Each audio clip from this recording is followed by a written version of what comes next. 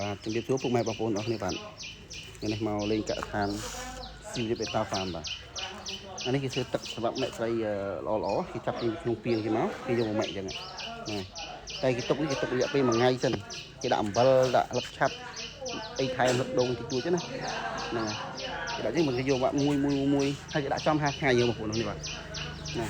កុំទៅគេមកតែថ្ងៃណាពេលគេដាក់ទឹកតិចគេងាប់តែស្អីគេដាក់កប៉ោកអីខ្លួនហ្នឹងណាបាទអានេះគេប្រកាសបាទទីត្រីគេល្អច្រើនបាទហើយឥឡូវគេដាក់កប៉ោកជ្វីល្អជាងបងប្អូនគ្នាហើយត្រីពេលដែលកូនវាកើតមកយើងដាក់ពីងកាន់តែធំវាកាន់តែល្អបាទខាងនោះខាងពីក្រឹមខ្មែរបាទ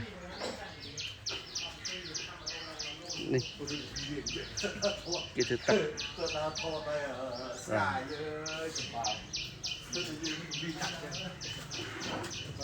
នេះបងនេះត្រីច្រើនមែនទេបងប្អូនអញ្ចឹងគេធ្វើទឹកចោលអញ្ចឹងគេដាក់កប៉ោកអីចោលរយៈពេល1អាទិត្យអីហ្នឹងទៅហ្នឹងហើយដើម្បីវាត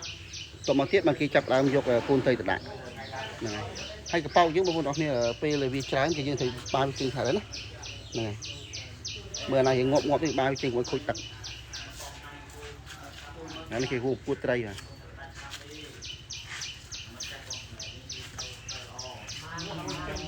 វាច្រើនបងប្អូននេះបាទពីវាកាន់តែធំកាន់តែល្អបាទ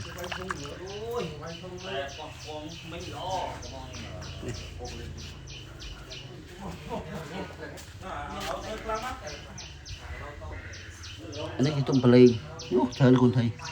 មើលឃើញទុយពេកបងប្អូននេះបាទអានេះគេបាចេញគេលក់អស់ហើយនេះបងប្អូនគេដាក់លឹកដូងទៅគេដាក់កប៉ោកទៅគេទុកចោលមកទឹកអីចឹងទៅឲ្យទឹកវាល្អមកគេដាក់គុនថៃចូលរស់ហ្មងហើយដាក់ទៅណៃស៊ីទៅបាន